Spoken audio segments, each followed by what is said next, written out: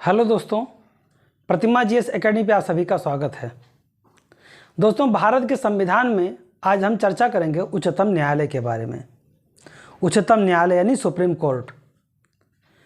अगर किसी देश में न्याय व्यवस्था विधिवत ना हो या न्याय व्यवस्था पे जनता का भरोसा ना हो तो शायद उस देश की जनता ना तो कभी सुखी रहेगी और ना ही कभी वह देश आगे बढ़ पाएगा, क्योंकि न्याय व्यवस्था के अभाव में अराजकता का फैलना और जो कहावत है कि जिसकी लाठी उसकी भैंस, वो कहावत भी सिद्ध हो जाएगी। भारत की न्यायपालिका जो है वो एकहरी न्यायपालिका है।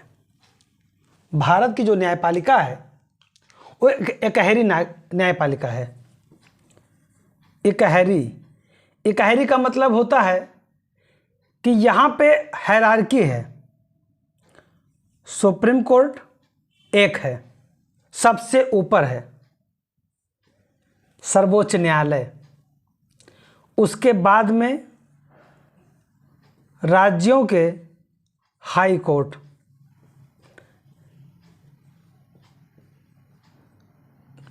पच्चीस हाई कोर्ट हैं। और यानी कि एक हायरार्की बना सुप्रीम कोर्ट का, फिर दूसरा हायरार्की बना हाई कोर्ट का, और हाई कोर्ट के नीचे जिला कोर्ट है। यानी इसके नीचे एक हायरार्की और बना डिस्ट्रिक्ट कोर्ट का। फिर इसके नीचे भी तहसील स्तर पे भी कार्य होते हैं, यानी एक स्तर और बना। तो साथियों, हायरार्की में सबसे ऊपर सुप्रीम कोर्ट है और सुप्रीम कोर्ट के निर्देशों के आधार पे और संविधान के आधार पे हायरार्की बनती चली गई। यानी एक पिरामिडाकार के रूप में हमारा न्यायपालिका कार्य करता है। जो अन्य न्यायालय हैं स्थानीय, उनका अपील हो सकता है जिला न्यायालय में, जिला न्यायालय का अपील हो सकता है हाई कोर्ट में, और हाई कोर्ट का अपील हो सकता है सुप्रीम कोर्ट में। अब जिस समय हम गुलाम थे, 15 अगस्त 1947 के पहले सुप्रीम कोर्ट, हाई कोर्ट और स्थानीय कोर्ट था। लेकिन इनका जो अपील होता था, यहीं पे ये सर्वोसर्वा नहीं थे। एक लंदन में न्यायालय था, अपील वहाँ होता था। जब हम आज़ाद हो गए तो हमारा यहाँ से मतलब ख़त्म हो गया। अब हमारा सर्वे सर्वा कौन है? सुप्रीम कोर्ट है। यानी कि 15 अगस्त 1947 के बाद में हमारा जो एकीकृत न्यायालय का अंतिम अपीलीय न्यायालय है वो है सुप्रीम कोर्ट। यानी सुप्रीम कोर्ट ही हमारा सुप्रीमो है। यानी कि जनता के फंडामेंटल राइट का संरक्षण करने का अधिकार भी सुप्रीम कोर्ट को है। संविधान में कोई गड़बड़ी ना होने पाए, इसकी देखरेख करने की जिम्मेदारी किसकी है? सुप्रीम कोर्ट की। संसद कोई कार्य या कोई कानून बनाती है तो उसका निरीक्षण करने का दायित्व सुप्रीम कोर्ट पे है। विधायिका कार्य अच्छे से नहीं कर पा रही है तो कौन देखरेख करेगा? सुप्रीम कोर्ट करेगा। कार्यपालिका अपना कार्य नहीं कर रही है तो जवाबदेही किसका होगी? सुप्रीम कोर्ट का। यानी supreme court, supreme court, supreme court. क्या है सुप्रीम कोर्ट?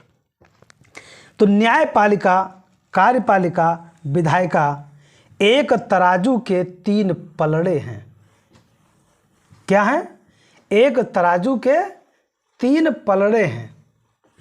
वो कैसे होंगे भाई? एक तराजू में तो 2 पलड़ा सुना था, 3 क्या होता है? 1 2 3, ये तीनों बराबर हैं, लेकिन लिखने के लिए मैंने लो बराबर कर देने तो तुम लोग कहोगे कम ज़्यादा है। ये न्यायपालिका, ये विधायिका, ये कार्यपालिका। अब ये तीनों जो पलड़े हैं, इनमें से ना तो कोई ताकतवर है और ना तो कोई कम ताकतवर है, मतलब सर्वाधिक ताकतवर कोई नहीं है, सर्वाधिक ताकतवर कोई नहीं है, लेकिन बराबर ताकतवर सभी हैं, बराबर ताकतवर सभी हैं। अब ये कैसा भाई है कि कोई तो आगे होगा, बराबर कैसे हो सकता है? तो बराबर सब हैं, लेकिन ताकतवर कौन कब बन जाए, ये परिस्थितियां बताती हैं।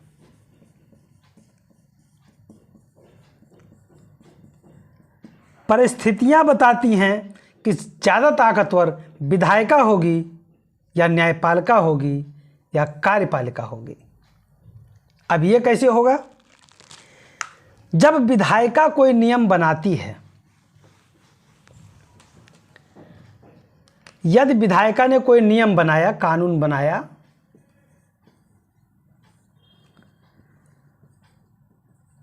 और कानून बनाने के बाद साथ में उन्होंने संविधान के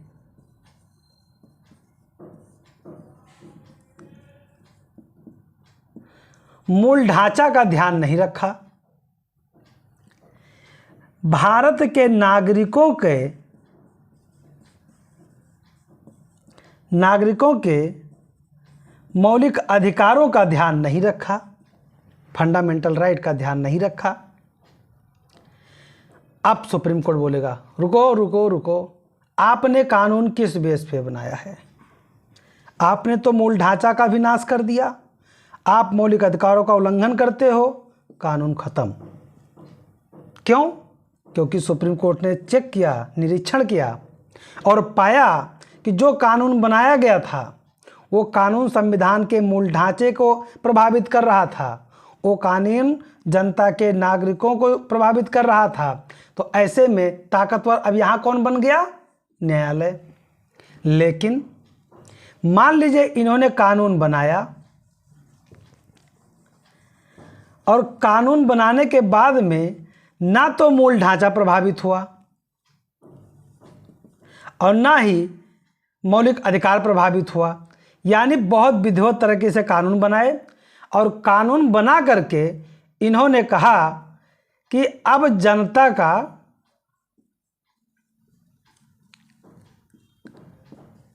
विकास प्राइवेट संस्थाएं करेंगी, प्राइवेट इंस्टीट्यूशन करेंगे। तो ये कुछ नहीं कर पाएंगे, ये खाली देखेंगे कि कानून बना है वो विधि सम्मत है कि नहीं, तो हाँ है, अब ये चुप। ताकतवर यहाँ कौन हुआ? अब ये विधायिका हुई। अब विधायिका ने कार्य तो अच्छा बनाया, कानून तो अच्छे बना दिए।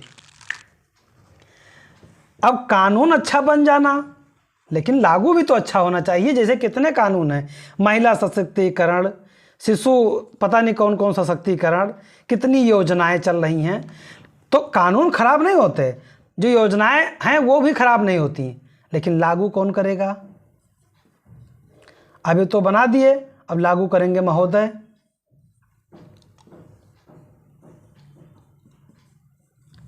अब महोदय को कार्यपालिका को लागू करना है। कार्यपालिका ने आदेश दिया, डिस्ट्रिक्ट मजिस्ट्रेट के पास आदेश आया कि आपको जितने ब्लॉक हैं वहां पे 3-3 लाख रुपए देने हैं हर घर तिरंगा के लिए। हर घर तिरंगा के लिए 3-3 लाख रुपया हर ब्लॉक के लिए जाएगा। पैसा कहां से आया? पैसा सरकार से आया। अब जो कि तिरंगा का मामला है, तो ये तो राष्ट्रभक्ति की बात आ गई। अब कोई भी व्यक्ति तिरंगा लेने के लिए 15 रुपये का, 20 रुपये का, अब वो मांगने नहीं जाएगा, वो अपने जेब से ले लेगा। लेकिन सरकार ने जो दिया 3-3 लाख, वो ब्लॉक पे आना चाहिए। ब्लॉक का काम था कि हर प्रधान को 10 से 15 हज़ार रुपये उनको देना चाहिए। अब ये अगर ना चाहें या चाह लें इनको भेज दें, अब यहाँ पे ये और प्रमुख, तो इनको हटा दो, कार्यपालिका में ये आते हैं संबंधित जो कार्यों को लागू करने में, ये ना चाहें तो इम्प्लीमेंट नहीं हो पाएगा। तो जिम्मेदार कौन होगा? ये होंगे, पूछा इनसे जाएगा। और फिर इनसे डायरेक्ट सीएम या पीएम थोड़े पूछेगा, इनके ऊपर भी है कार्यपालिका का प्रमुख कोई है, तो उनसे पूछा जाएगा। तो जवाबदेही जिसकी होगी उनसे पूछा जाएगा। अब मान लीजिए कार्यपालिका ने अपने कार्यों का निष्पादन बेहतर तरीके से नहीं किया, जब नहीं किया और नुकसान हुआ, तब न्यायपालिका फिर ताकतवर हो जाएगी। तो इस तरह से जो भी अपने कार्यों को, और दूसरी बात, एक बात और, अब मान लीजिए न्यायपालिका ने कुछ ऐसा अत्याचार करना प्रारंभ कर दिया जिसे संसद देख रही है। अब संसद ने क्या किया? 368 का प्रयोग किया, संशोधन करके इनकी शक्ति को कम कर दिया, या इनको हटा करके किसी दूसरे को वहाँ पे मुख्य न्यायाधीश या अन्य न्यायाधीश बना दिया। तो अब ताकतवर ये हो जाती है। तो परिस्थितियाँ और समय किसको ताकतवर बनाएंगी, ये according to situation and according to constitution of India decide करेगी। अब भारत का न्यायपालिका बना कब? तो हमारे यहाँ भारत शासन अधिनियम 1935 आया। भारत शासन अधिनियम 1935। अब इसके तहत न्यायालय तो हमारे यहाँ था ही, बहुत विध्वंस कार्य कर रहा था। तो भारत शासन अधिनियम 1935 से हमने अपने संविधान में कई ऐसे तथ्यों को लिया है जो पहले हम उसका अनुभव कर चुके थे। लेकिन भारत शासन अधिनियम प्रेरित था ब्रिटेन से।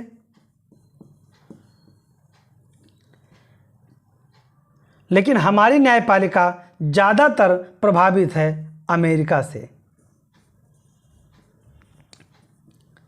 लेकिन भारत शासन अधिनियम के तहत न्यायपालिका को लिया गया है,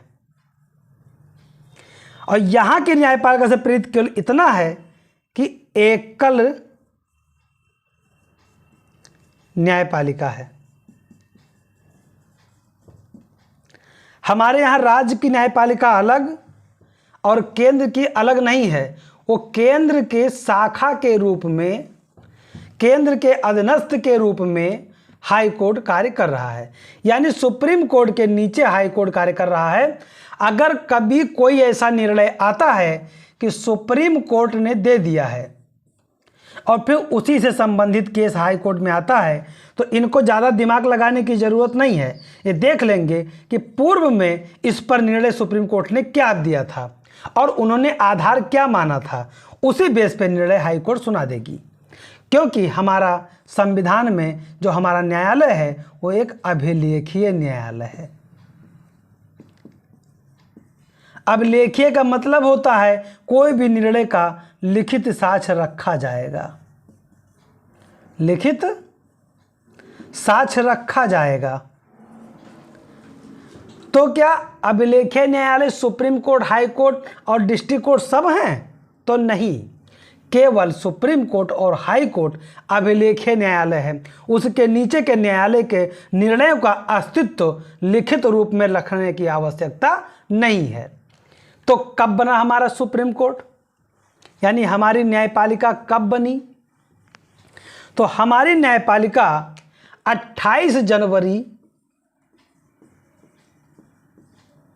1950 को बना।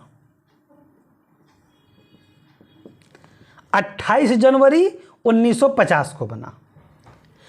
अब हमारा सुप्रीम कोर्ट यानी हमारा जो न्यायपालिका है वो 28 जनवरी 1950 को बना, तो सुप्रीम कोर्ट में कितने जज थे? तो 7 + 1 = 8, यानी 7 न्यायाधीश और 1 मुख्य न्यायाधीश बने। अब उस समय जब हमारा देश आज़ाद हुआ था तब जनसंख्या लगभग 36 करोड़ थी, कई जगह 38 करोड़ भी मिलता है, तो इसीलिए मैंने लगभग लगा दिया है कि लगभग 36 करोड़। अब जब 36 करोड़ की जनसंख्या थी तब हमारे सुप्रीम कोर्ट में न्यायाधीशों की संख्या 8 थी। आज जबकि जनसंख्या लगभग 140 करोड़ प्लस हो गई है, तो हमारी जनसंख्या, हमारे मुख्य न्यायाधीश और न्यायाधीशों को मिला करके जो संख्या है वो है 34, यानी 33 + 1। ये कब हुआ? 2019 में। यानी अब न्यायाधीशों की संख्या 34 है, 33 न्यायाधीश और 1 मुख्य न्यायाधीश। शुरुआत में 8 थे, वर्तमान में 34 हैं, और बीच में ऐसे करते करते 10, 15, 25 ऐसे बढ़ते चले गए। तो एकल न्यायपालिका गठन 1950, तारीख 28 जनवरी, शुरुआत में 8 न्यायाधीश, वर्तमान में 24 न्यायाधीश, और अनुच्छेद 124 से 147 तक, 124 से 147 तक न्यायपालिका का विवरण है, मिलता है। अब 124 से 147 से संबंधित जो अनुच्छेद हैं उसमें पहला अनुच्छेद 124 है।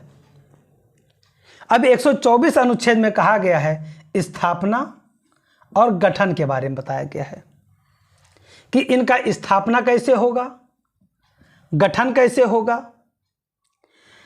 25 में बताया गया है, 125 में, कि न्यायाधीशों का वेतन कैसे होगा। तो गठन तो मैंने अभी आपको बता दिया कि 28 जनवरी 1950 को हुआ और उस समय 8 न्यायाधीश थे। और 124 में कहा गया है कि भारत में या भारत का एक सर्वोच्च न्यायालय होगा।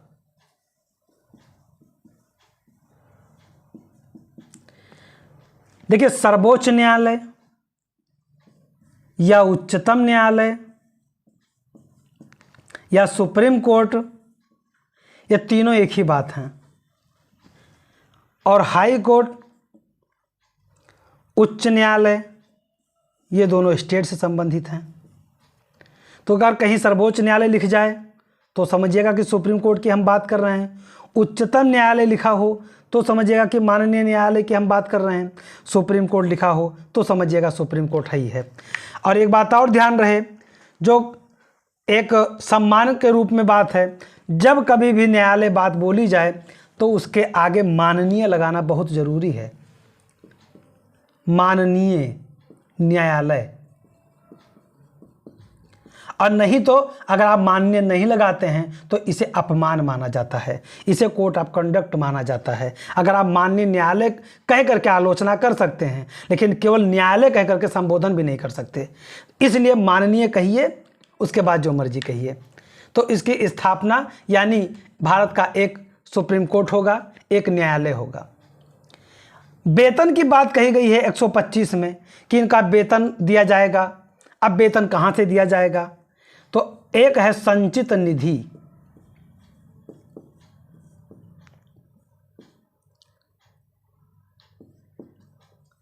संचित निधि। अब संचित निधि से 2 प्रकार के व्यय होते हैं। एक ऐसा व्यय होता है जिसे जरूरी है कि व्यय होना है, यानी भारित व्यय। जो भारित व्यय होता है उसी में आता है सुप्रीम कोर्ट के जजों का वेतन, पेंशन और हाई कोर्ट के जजों का पेंशन। ध्यान रहे, उच्च न्यायालय के न्यायाधीशों का वेतन तो जिस राज्य में होते हैं उस राज्य के संचित निधि से दिया जाता है, उस राज्य के निधि से दिया जाता है। लेकिन जब हाई कोर्ट के न्यायाधीश रिटायर्ड हो जाते हैं तब उनका पेंशन भारत के संचित निधि से दिया जाता है, भारत के संचित निधि से दिया जाता है। हाई कोर्ट के जजों का जो वेतन होता है वो राज्य के संचित निधि से दिया जाता है, लेकिन पेंशन भारत के संचित निधि से दिया जाता है। इस पर कन्फ्यूज मत होइएगा, प्रश्न बहुत बनते हैं। तो इनका वेतन और भत्ता संबंधित जो भी ब्यौरा है वो अनुच्छेद 125 में है, भारत के संचित निधि पे भारित है। अनुच्छेद 126 में कहा गया है कार्यकारी मुख्य न्यायाधीश की नियुक्ति। अब देखिए, मान लीजिए कि कभी कोई ऐसी स्थिति आती है कि चीफ जस्टिस ऑफ इंडिया नहीं है, तो कार्यवाहक के रूप में एक न्यायाधीश की नियुक्ति होती है। उसका चर्चा जो है 126 में किया गया है। 127 में बताया गया है तदर्थ न्यायाधीशों की नियुक्ति। तदर्थ न्यायाधीश क्या होते हैं? कई बार ऐसा होता है कि गणपूर्ति नहीं होती है, कई बार ऐसा होता है कि अत्यधिक कार्य हो जाता है, उसके लिए एक तदर्थ न्यायाधीश की नियुक्ति होती है, या कोई अन्य आवश्यक कार्य पड़ जाता है, उसके लिए तदर्थ न्यायाधीश की नियुक्ति होती है। तो जो तदर्थ न्यायाधीशों की नियुक्ति होती है वो लिए जाते हैं, हाई कोर्ट के न्यायाधीशों को बुला लिया जाता है। कई बार सेवानिवृत्त जो हो गए होते हैं उनसे भी निवेदन किया जाता है, उनसे भी निवेदन कर लिया जाता है। लेकिन ज़्यादातर हाई कोर्ट के जो न्यायाधीश होते हैं उनको सुप्रीम कोर्ट में तदर्थ रूप में लाया जाता है, और ऐसे न्यायाधीश को ज़्यादातर होते हैं जिनको आने वाली समय में सुप्रीम कोर्ट में जाने की संभावना होती है, उन्हें तदर्थ न्यायाधीश के रूप में ले लिया जाता है। तो यह अनुच्छेद 127 में वर्णन करता है।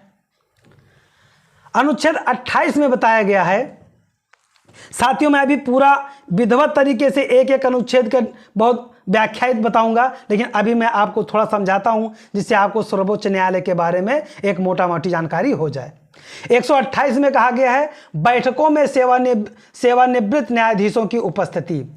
अब जैसे मान लीजिए कि सेवानिवृत्त न्यायाधीश है, तो न्यायाधीश है, जानकारी तो उसको है ही है सारी व्यवस्था की। अब मान लीजिए कि बैठक हो रहा है और किसी ऐसे मुद्दे पे हो रहा है जिस मुद्दे का स्पेशलाइजेशन यानी कि बेहतर व्याख्या करने का और बेहतर क्वालिटी जो है वो जिस न्यायाधीश में थी वो सेवानिवृत्त हो गया है। अब उस न्यायाधीश को बुलाया जाएगा और बुलाने के लिए आदेश नहीं दिया जाता है। सेवानिवृत्त न्यायाधीशों को, जो मुख्य न्यायाधीश यानी कि जो सर्वोच्च न्यायालय के सेवानिवृत्त न्यायाधीश होते हैं, उनसे निवेदन किया जाता है, क्योंकि अब वो न्यायाधीश से पहले नागरिक हैं भारत के और उनके अपने मौलिक अधिकार हैं। लेकिन जब देश की सेवा की बात आती है तो मौलिक कर्तव्य भी है। मौलिक कर्तव्य के अनुसार जब जब कहा जाता है कि अगर देश की सेवा करने की आवश्यकता पड़ी, आपको बुलाया जाएगा, तो आपका कर्तव्य है कि आप देश की सेवा करें। तो उस रूप में निवेदन किया जाता है और इनको मान्यवर को बुलाया जाता है, और फिर जब बैठक होती है तो उस बैठक में सम्मिलित होने का जो दायित्व है, जो अधिकार है, उसे 128 अनुच्छेद में बताया गया है। अनुच्छेद 129 में बताया गया है अभिलेखीय न्यायालय होगा। 129 में क्या बताया गया है? अभिलेखीय न्यायालय। अभिलेखीय न्यायालय का मतलब होता है कि सुप्रीम कोर्ट ने जो भी निर्णय दिया है, सुप्रीम कोर्ट ने जो भी निर्णय दिया है उस निर्णय को लेखबद्ध किया जाए। क्यों? क्यों किया जाए? निर्णय दे दिया तो दे दिया, क्योंकि एक केस को हल करने के लिए, एक जजमेंट को देने के लिए न्यायपालिका को कठिन मेहनत करनी होती है। क्योंकि हिंदुस्तान की न्यायपालिका नेचुरल जस्टिस की बात करती है, प्राकृतिक न्याय की बात करती है। उसमें कहा गया है कि बेशक 1000 अपराधी छूट जाएं, लेकिन एक भी निर्दोष को सजा नहीं मिलनी चाहिए। और यही वजह है कि हमारी देश की न्यायपालिका में निर्णय बहुत देर से आते हैं।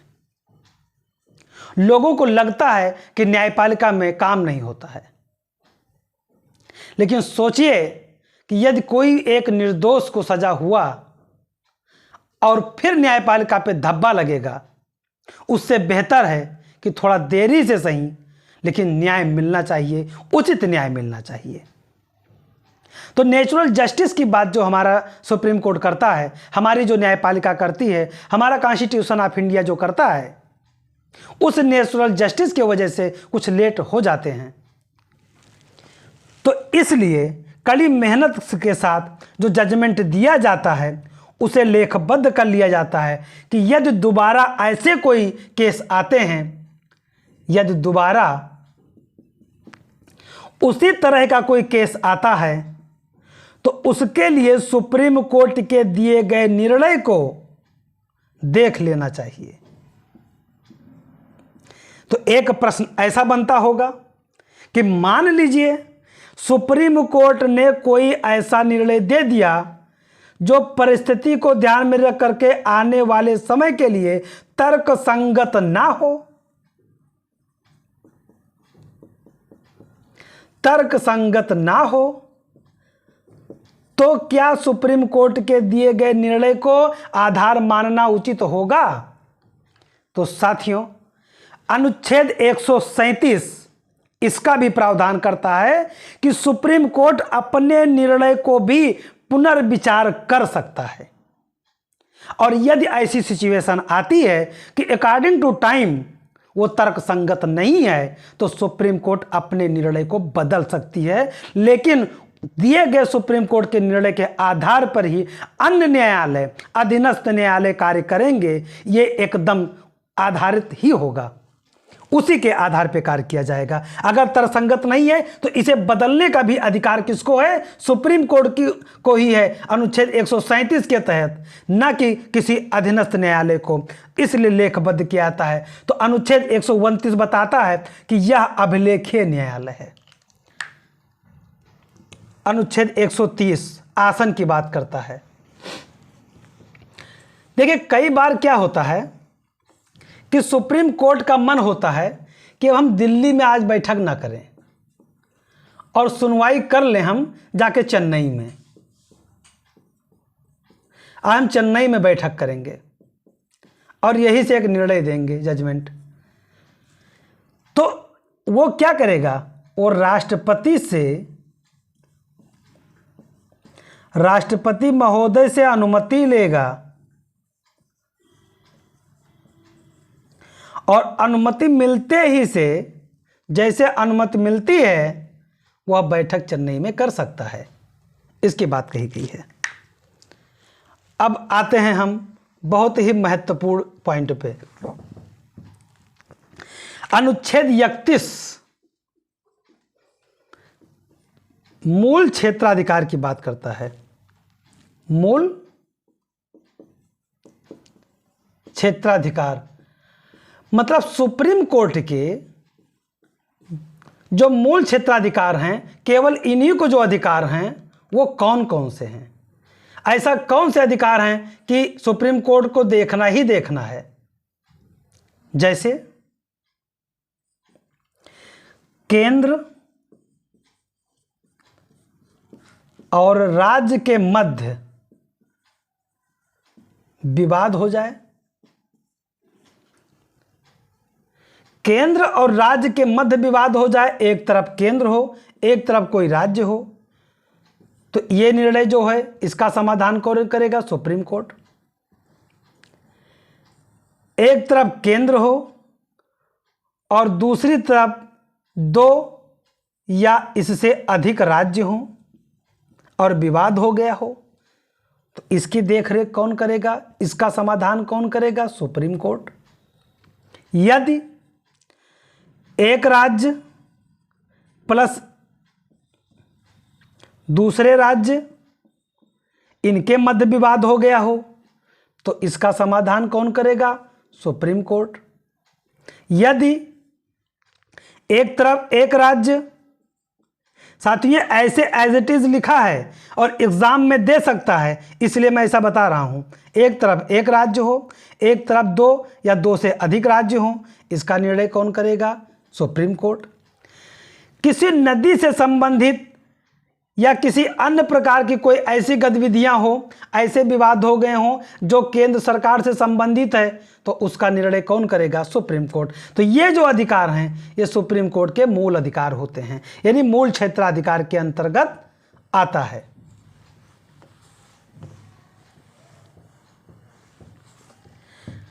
एक है अनुच्छेद 32। अनुच्छेद 32 में तो साफ साफ कहा गया है कि जो फंडामेंटल राइट है, यानी जो मौलिक अधिकार है,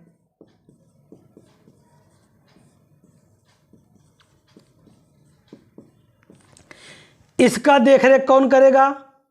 सुप्रीम कोर्ट। आप अनुच्छेद 32 के तहत सीधे सुप्रीम कोर्ट जा सकते हो, लेकिन ब्रेक दे दिया गया है कि 226 से पहले तुम हाई कोर्ट चले जाओ, अगर यहां पे न्याय नहीं मिलता है तो आ जाना, क्योंकि सुप्रीम कोर्ट में बहुत काम होता है। अब 132 में है अपीलीय क्षेत्राधिकार। 132 में है अपीलीय, मतलब अपील किया जा सकता है। अब अपील किया जा सकता है तो यह अपील 2 तरह के होंगे, एक होगा सिविल मामले में, एक होगा क्रिमिनल मामले में। जो सिविल मामले में अपील होगा वह अनुच्छेद 133 है और क्रिमिनल मामले में होगा वह 134 है। यानी कि अगर कोई दीवानी या सिविल मामला हाई कोर्ट से संबंधित है और वहां पे आपको निर्णय मिला है लेकिन आप सुप्रीम कोर्ट जाना चाहते हैं तो जाइए। क्रिमिनल से संबंधित है तो 34 में। और शक्तियों का उपयोग करने का जो दायित्व है, शक्तियों का उपयोग करने का दायित्व है, 135 में बताया गया है कि सुप्रीम कोर्ट के शक्तियों के दायित्व, शक्तियां एवं दायित्व। न्यायाधीशों की अर्हताएं। उच्चतम न्यायालय के न्यायाधीश बनने के लिए कौन कौन सी योग्यता होनी चाहिए? उच्चतम न्यायालय के न्यायाधीश बनने के लिए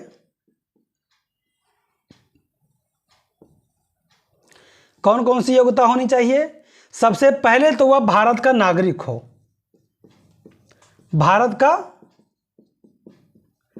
नागरिक हो,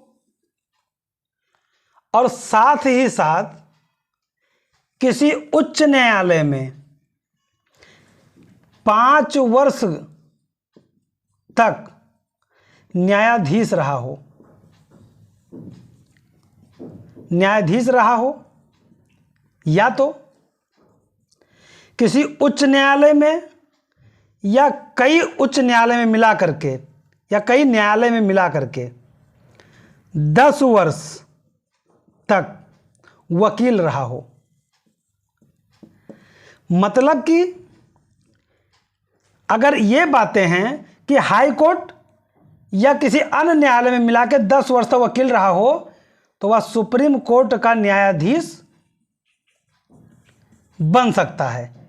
मतलब कम से कम कितनी उम्र होनी चाहिए? तो कम से कम का कोई उल्लेख नहीं है।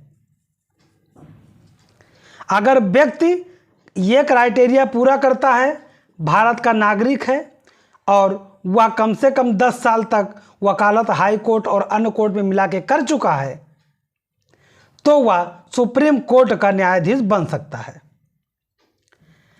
और या तो राष्ट्रपति महोदय को लगे कि बहुत ही योग्य व्यक्ति है, एकदम न्यायपालिका इसके दिमाग में बैठा है, इतना योग्य है कि अगर ये सुप्रीम कोर्ट में न्यायाधीश बन जाएगा तो एक ही दिन में पूरा न्यायपालिका को बदल देगा, इतना काबिल आदमी है। दूसरा भीमराव अंबेडकर है एकदम, तो उसे बनाया जा सकता है।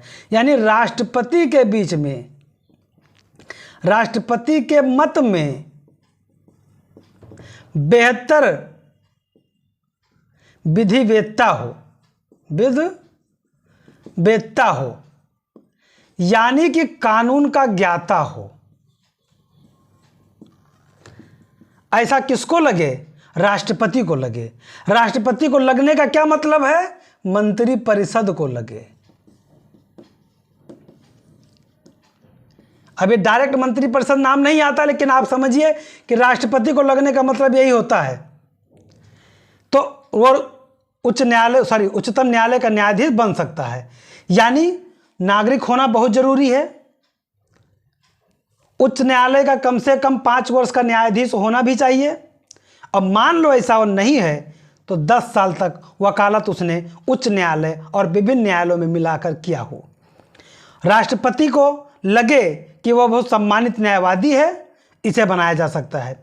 और न्यूनतम आयु का उल्लेख नहीं है, हमारे संविधान में न्यूनतम आयु का उल्लेख नहीं है।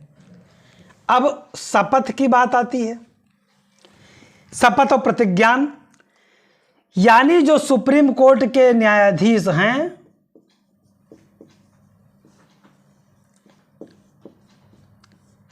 वो शपथ किसके सामने लेंगे? तो जो शपथ है वो राष्ट्रपति के सामने लेंगे। अब मान लीजिए कि राष्ट्रपति को नहीं टाइम है, कहीं अलग गए हैं या कोई और बात है नहीं लेना चाह रहे हैं, तो इन्होंने अपना किसी व्यक्ति को नियुक्त कर दिया। इनके द्वारा नियुक्त किए गए व्यक्ति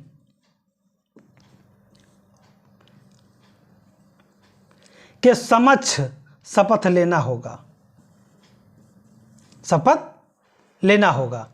यानी कि राष्ट्रपति के सामने शपथ लेना होगा। यदि राष्ट्रपति नहीं है तो राष्ट्रपति के द्वारा नियुक्त किए गए व्यक्ति के समक्ष शपथ लेना होगा। अब वेतन और भत्ते की बात है, शपथ हो गया, उनकी अहर्ताएं हो गई। अब वेतन और भत्ते की बात है कि वेतन इनको कैसे मिलेगा, कितना मिलेगा, कहाँ से मिलेगा, क्यों मिलेगा। अब क्यों मिलेगा मैंने बोल दिया है तो आपको पता है कि भैया न्यायाधीश है इसलिए मिलेगा। कहाँ से मिलेगा तो मैंने पहले ही बता दिया कि भारत के संचित निधि से मिलेगा।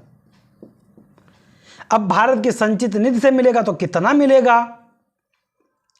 10,000, 20,000, 50,000, 2 लाख, 5 लाख। तो जो चीफ जस्टिस ऑफ इंडिया हैं, यानी भारत के मुख्य न्यायाधीश जो हैं, उनको वेतन मिलेगा 2,80,000 रुपया। तो और जितने न्यायाधीश हैं जस्टिस ऑफ इंडिया, उनको कितना मिलेगा? उनको मिलेगा 2,50,000 रुपया। अब ये जो वेतन इनको मिलेगा ये कब से मिलना शुरू हुआ? तो 2018 में बढ़ाया गया। उसके पहले कितना था? उसके पहले था 18 के पहले था 90,000। मतलब हद है, 90,000 से सीधे इतना। ये अच्छी बात भी है, हद नहीं है।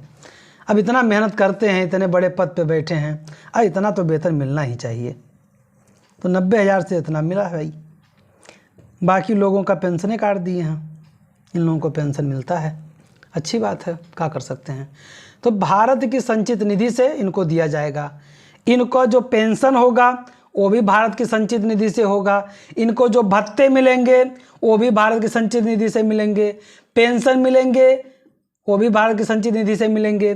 यानी कि जो आवास है, सब कुछ जितना भी खर्चा इन पे आता है वो भारत संचित निधि पे भारी तो होता है।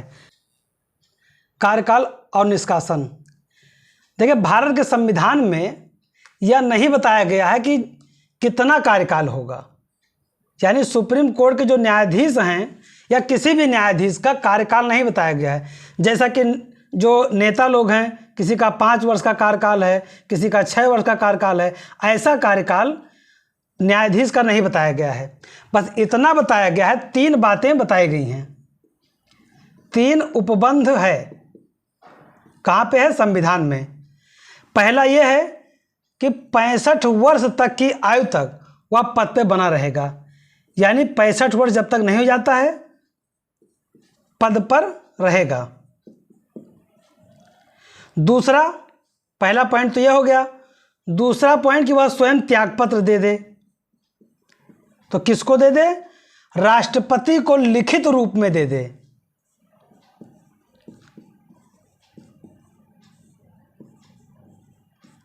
राष्ट्रपति को लिखित रूप में त्यागपत्र दे दे।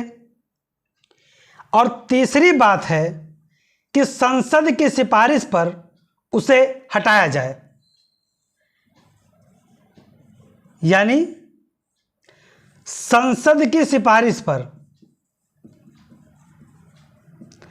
अगर संसद ने सिफारिश कर दिया है तो राष्ट्रपति हटा देगा, पद से हटा देगा। अब पद से हटाने के लिए और संसद की सिफारिश, क्या ऐसे संसद मुंह उठा के कह देगा कि इनको हटा दो, हटा देगा? ऐसा नहीं है। इसका एक प्रावधान है। तो न्यायाधीशों को हटाने का जो प्रावधान है उस पर हम चर्चा करते हैं। कोई भी न्यायाधीश अगर अपने पद पर है तो उसे हटाना इतना आसान नहीं होता है, लेकिन संसद चाह ले तो हटा सकती है। तो उसे क्या करेगा? दोनों सदनों में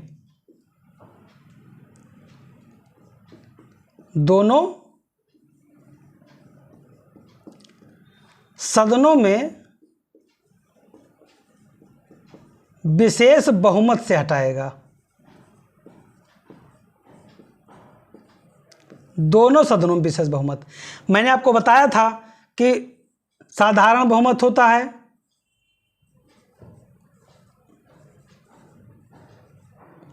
विशेष बहुमत होता है,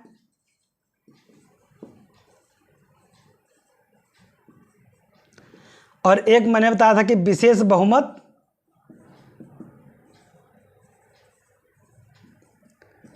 प्लस आधे से अधिक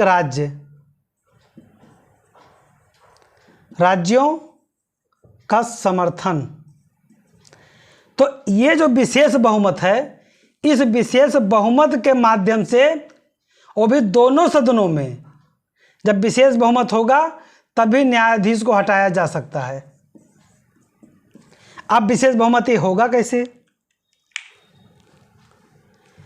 इस विशेष बहुमत को प्राप्त करने के लिए दोनों सदनों में अलग अलग प्रस्ताव लाए जाएंगे, यानी लोकसभा में भी प्रस्ताव लाया जाएगा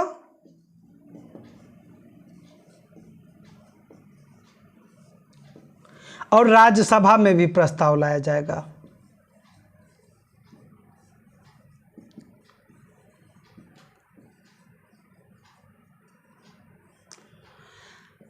अब लोकसभा में प्रस्ताव क्या ऐसे ले आएंगे? ऐसे नहीं लाएंगे। कम से कम 100 सदस्य,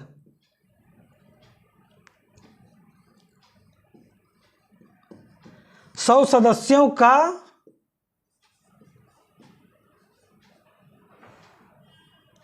हस्ताक्षर होना चाहिए। किसमें? प्रस्ताव में, कि हाँ हम इन न्यायाधीश को हटाना चाहते हैं। जब 100 सदस्यों का हस्ताक्षर होगा तब प्रस्ताव लोकसभा में आएगा, और राज्यसभा में 50 सदस्यों का।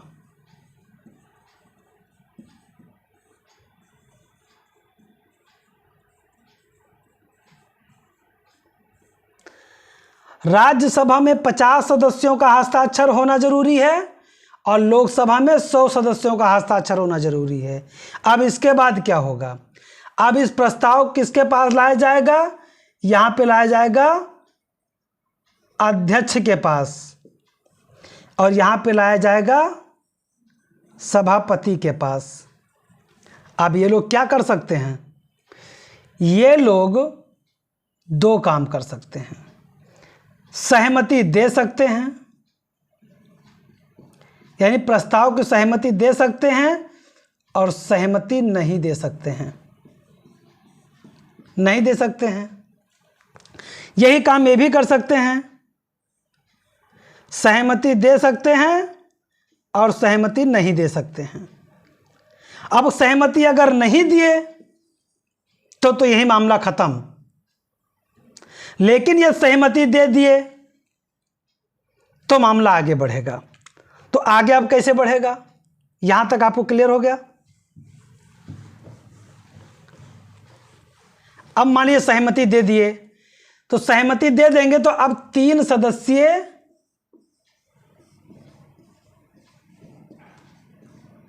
सदस्यीय क्या बनेंगे? कमेटी बनेगी। और ये कमेटी क्या करेगी? जांच करेगी, जांच करेगी कि जो बातें सामने आई हैं क्या सत्य है। तो पहली चीज तो कमेटी में कौन कौन होगा ये जान लीजिए।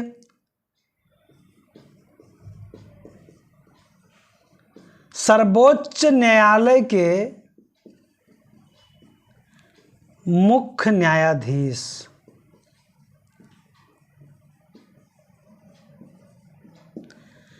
और मान लो अगर मुख्य न्यायाधीश के ऊपर ही मामला लाया गया है तो कोई न्यायाधीश, लेकिन वो होंगे सुप्रीम कोर्ट के ही, सर्वोच्च न्यायालय के ही। माना जाता है कि अगर मुख्य न्यायाधीश पर कोई मामला है और उसको कमेटी में नहीं रखा जाता है तो भविष्य में होने वाले मुख्य न्यायाधीश को ही शामिल किया जाता है, लेकिन बोला न्यायाधीश ही जाता है।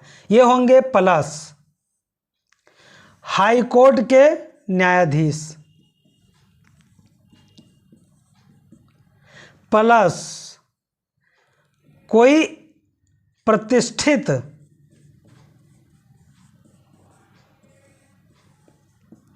न्यायवादी।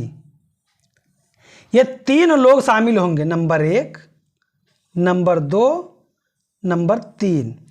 अब ये 3 लोग शामिल होने के बाद में क्या करेंगे? जांच करेंगे।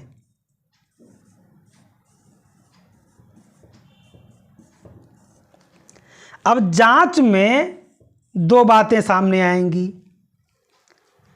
या तो कह देंगे कि यस, ये हटाने के योग्य हैं, और या तो कह देंगे नो, कि मामला जो आया है गलत है। अगर बोल दिए नो तो यहां पे मामला समाप्त हो जाएगा, और कहीं बोल दिए